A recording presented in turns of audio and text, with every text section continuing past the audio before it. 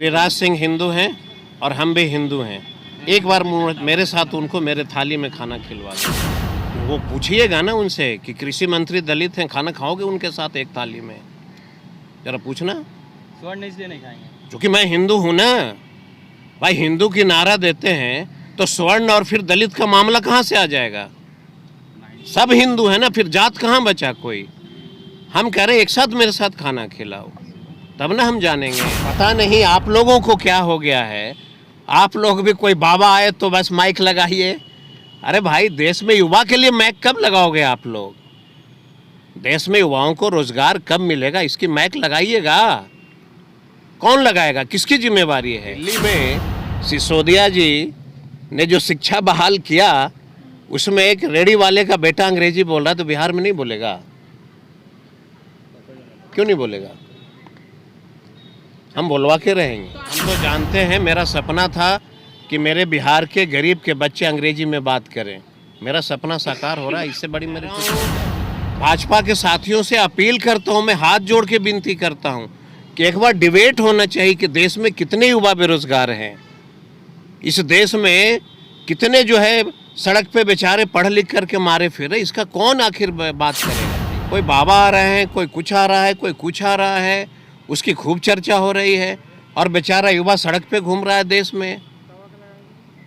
तो जो बाबा आते हैं, वो बाबा भी जरा सा प्रधानमंत्री को, गिरिराज बाबू को बता दें कि युवा बेरोजगार है, जरा नौकरी दे दो। बाबा तो नहीं बताते। सर, कांग्रेस के अध्यक्ष से मिलने के बाद नीतीश कुमार यहाँ पर आए हैं, तो क्या कोई टाइम डिसाइड हो रहा है कि कब सर्वदलीय बैठक होगी? जैसे कि 28 तारीख का डेट दिया गया था पहले।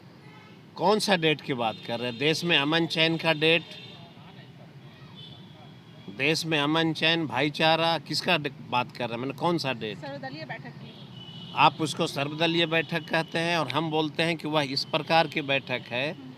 वैसे नेता देश में, जो देश में भाईचारा लाना चाहते हैं, जो देश में खुशहाली लाना चाहते हैं, जो देश में जाति धर्म के नाम पे राजनीति नहीं करते हैं। अगर देश की तरक्की के लिए सब लोग एक साथ बैठ रहे हैं तो परेशानी क्यों है?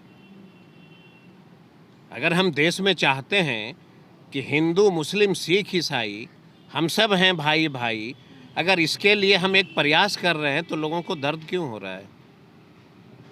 अगर ये गुनाह है तो इसका डिबेट कराइए।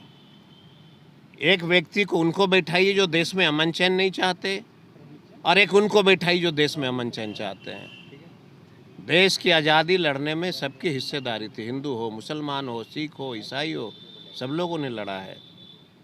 आज विडंबना है इस देश का कि लोग सत्ता सुख के लिए धर्म की बात करते हैं, देश की तरक्की की बात नहीं करते हैं, स्पेशल पैकेज की बात नहीं करते हैं, बिहार के और देश के युवाओं को रोज़गार मिले इसकी बात नहीं करते हैं। और पता नहीं आप लोगों को क्या हो गया है। आप लोग भी कोई बाबा आए तो बस माइक लगाइए। अरे भाई, देश में युवा के लिए माइक कब लगाओगे आप लोग? देश में युवाओं को रोज़गार कब मिलेगा, इसकी माइक लगाइएगा। कौन लगाएगा? किसकी जिम्मेवारी है? तो मुझे लगता है कि डिबेट एक बार देश में कितने युवा बेरोजगार हैं इस पे चर्चा हो, देश कहाँ तक तरक्की किया इसकी चर्चा हो, बिहार कहाँ तक तरक्की की इसकी चर्चा हो, ये सब की चर्चा होनी क्या चाहिए। कुछ बातें हुई है वहाँ पर सर? कहाँ कांग्रेस पे? के अध्यक्ष से?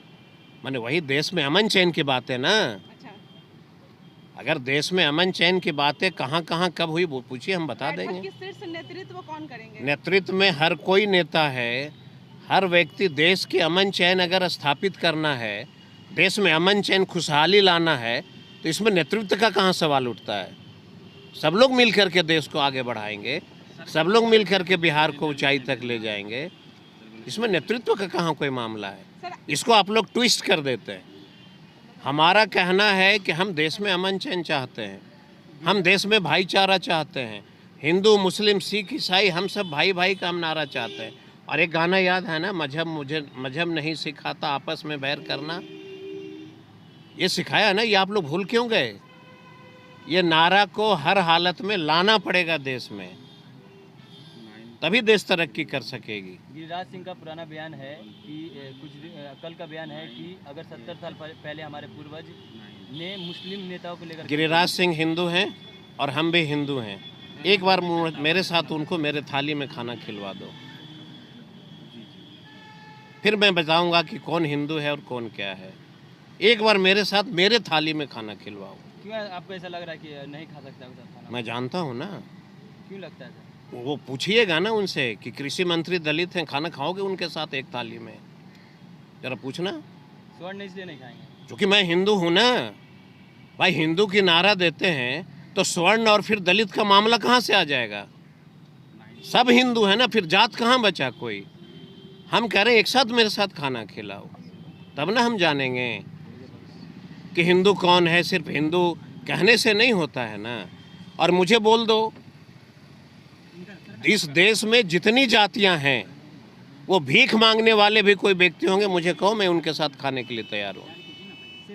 ऐसे नहीं चलता देश, धर्म के नाम पे और ऐसा करके वैसा करके ऐसे देश चलता है क्या? सबकी हिस्सेदारी है, और उस हिस्सेदारी में सबसे बड़ा जिम्मेवारी हमारे मीडिया के साथियों का है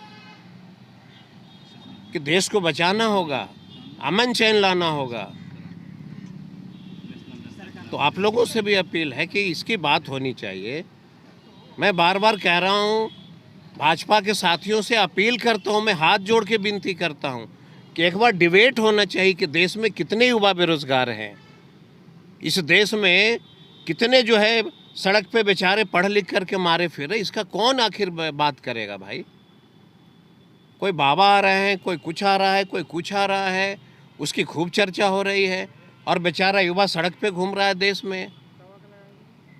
तो जो बाबा आते हैं वो बाबा भी जरा सा प्रधानमंत्री को, गिरिराज बाबू को बता दें कि युवा बेरोजगार है, जरा नौकरी दे दो। बाबा तो नहीं बताते हैं। कि सब हम हिंदू हिंदू करने आए सर हैं। युवा की ही यही तो फर्क है ना उनमें और हम में। वो हिंदू हिंदू करते हैं और हम हिंदुस्तान हिंदुस्तान करते हैं। हम अमन चैन की बात करते हैं, हम भाईचारा की बात करते हैं। दोनों में फ़र्क है ना,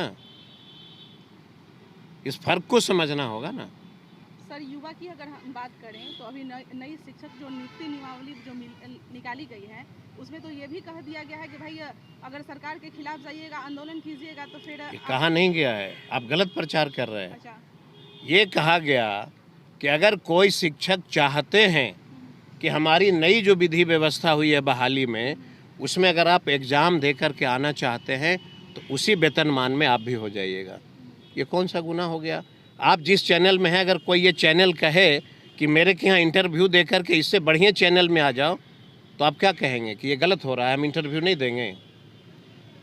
ये नहीं ना कहेंगे आप। तो वो क्वालिटी बेस की जो बात कही जा रही है, तो आप क्या चाहते हैं? बिहार का जो गरीब बेचारा स्कूल में पढ़ता है, हम उसको ऐसे ही छोड़ दें? तो पहले से वो शिक्षक पढ़ा रहे थे तो भाई उसमें समय बदलते जाता है ना, तो समय बदलते जाता है ना। हम क्वालिटी में सुधार लाना चाह रहे हैं। जो शिक्षक हैं वो पढ़ाएं, हमने तो उनको नहीं हटाया है, लेकिन मैंने कहा है कि हम बेहतर क्वालिटी का और टीचर देंगे, सभी सब्जेक्ट के टीचर देंगे।